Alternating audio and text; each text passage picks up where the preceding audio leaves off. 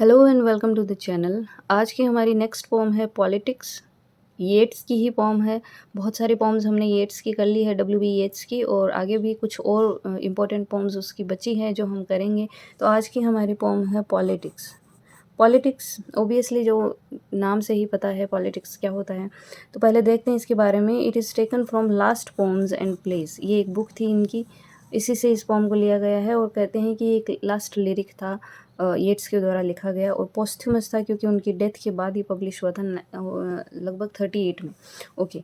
इसमें कंपैरिजन दिखाया गया है पॉलिटिक्स और लव के बारे में, लव के बीच में, कि पॉलिटिक्स कहाँ अहमियत रखता है एक कॉमन इंसान के लिए और लव कितना अहमियत रखता है एक कॉमन इंसान के लिए। तो पॉलिटिक्स से कहीं ऊपर होता है लव।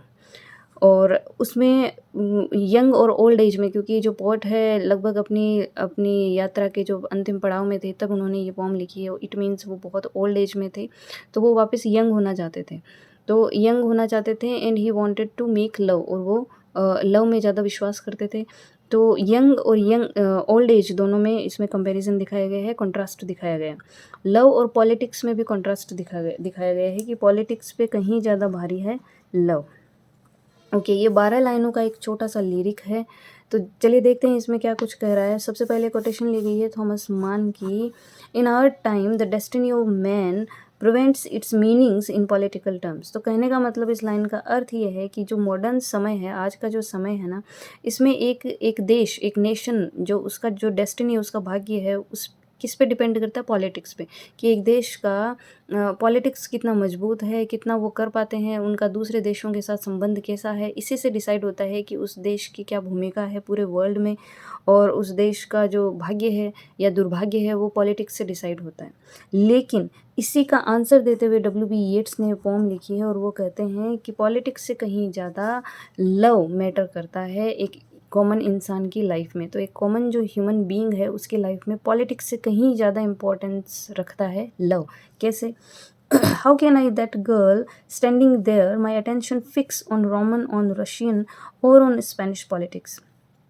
तो my attention fix, how can I, इस लाइन को हम बाद में देखेंगे। पहले हम देखेंगे how can I fix my attention, कि कैसे मैं अपनी अटेंशन, अपना ध्यान फिक्स कर सकता हूँ, केंद्रित कर सकता हूँ रोमन या रशियन या स्पेनिश पॉलिटिक्स पे। मीन्स ये उस टाइम लिखी गई थी जब इनके गृह युद्ध वगैरह चल रहे थे। तो कैसे मैं रोम पे या रशिया पे या स्पेन पे, अपना यहाँ पे क्या चल रहा है, इनके वॉर की क्या सिचुएशन है, यहाँ के पॉलिटिक्स में क्या कुछ नया हो रहा है, क्या नहीं हो रहा है, मैं कैसे ये सब चीज़ों पे अपना ध्यान केंद्रित कर सकता हूँ। दैट गर्ल स्टैंडिंग देयर, जबकि मेरे सामने एक छोटी सी इन द सेंस, मतलब एक प्यारी सी और एक यंग एज वाली लड़की मेरे सामने खड़ी है, तो मैं कैसे इन सब चीज़ों पे ध्यान केंद्रित कर सकता हूँ। तो ये सब चीज़ें हैं एक तरीके से वॉर या पॉलिटिक्स का हिस्सा, ठीक है। और ये है लव का हिस्सा, है ना। तो पॉलिटिक्स और लव का कॉन्ट्रास्ट दिखाया गया है कि अगर मेरे सामने एक यंग और प्यारी सी लड़की खड़ी है तो मैं उसे प्यार करना चाहूँगा, बजाय मैं इन चीज़ों पे ध्यान केंद्रित करने के। एक कॉमन मैन बनते हुए वो रिप्लाई कर रहा है। Yet here is a travelled man that nose what he talks about. Travelled man, पहला वो इमेज लेता है एक ट्रेवल्ड मैन की, कि एक जो बहुत ज़्यादा, जिस इंसान ने ट्रैवल किया है उसको पता होता है, ही नोज़, वो जानता है उन सब चीज़ों के बारे में कि वो क्या बोल रहा है। ही टॉक्स सेंसिबल थिंग्स, कि वो बहुत अच्छी अच्छी चीज़ें आपको बताएगा, समझाएगा। क्यों? क्योंकि उसने पूरे वर्ल्ड को ट्रैवल किया, बहुत ज़्यादा उसने ट्रैवल किया। तो जो इंसान बहुत ज़्यादा ट्रैवल करता है वो पर्टिकुलर जगहों के बारे में बहुत अच्छे से जानता है, और उसको पता है, he knows what he talks about. उसे हर चीज़ उसकी सेंसिबल होती है, उसकी हर चीज़ में सच्चाई नज़र आती है, फैक्ट्स पे आधारित होती है। तो उसको पता है उसको क्या बोलना है क्या नहीं। And there is a politician that has read and thought. और दूसरा इमेज उसने लिया है पॉलिटिशियन का, कि एक जो पॉलिटिशियन है ना, एक नेता जो है, उसको पता होता है कि व्हाट ही हैज़ रेड और थॉट, कि क्या उसने पढ़ा है, क्या वो पढ़ चुका है, और क्या उसने सोचा है। मीन्स उसके विचार कैसे हैं। इट मीन्स कहने का ये है कि उसने बहुत सी चीज़ें अच्छी-अच्छी पढ़ी हैं, पॉलिटिक्स के बारे में उसको पूरा नॉलेज है, तो उसको सब पता है कि वो क्या सोच रहा है, उसके क्या विचार है, क्या पढ़ा है, ठीक है।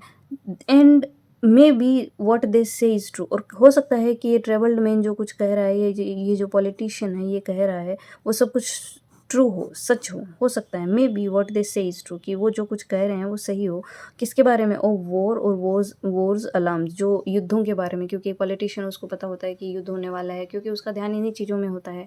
ट्रैवल्ड मैन है, बहुत ज़्यादा ट्रैवल किया है, उसको पता है कि एक देश का दूसरे देश के प्रति क्या सोच है, क्या विचार है, कहाँ क्या होने वाला है। तो इन इन हो सकता है ये सब ट्रू हो, ये जो कहते हैं वो सच हो। किसके बारे में? वॉर के बारे में, युद्धों के बारे में, या वो जो वॉर के बारे में, उनके होने वाले जो हार्म्स हैं, जो नुकसान है या जो डिस्ट्रक्शन है, कितनी जान माल की हानि होने वाली है, ये सब चीज़ें हो सकता है वो एकदम सच बता देवे, एकदम करेक्ट बता देवे इन चीज़ों के बारे में। But oh that I were young again and held her in my arms. But oh, लेकिन फिर वो कहता है that I were young again, कि काश मैं तो वापस यंग हो जाता, क्योंकि मैं ओल्ड हूँ, मैं फिर से यंग हो जाता, and held her in my arms, और मैं उस लड़की को जो यंग गर्ल है उसको मैं देख रहा हूँ जो मेरे सामने वहाँ खड़ी है, काश मैं उसको अपनी बाहों में ले पाता। तो ये पोएट है, वो बात कर रहा है लव की। वो कह रहा है, हालांकि बहुत से ऐसे ट्रेवल्ड मैन है, पॉलिटिशियंस है जो बहुत पहुँचे हुए हैं, जो वॉर के बारे में, युद्धों के बारे में एकदम बेस्ट और करेक्ट इन्फॉर्मेशन दे सकते हैं कि इससे इतनी हानि होने वाली है।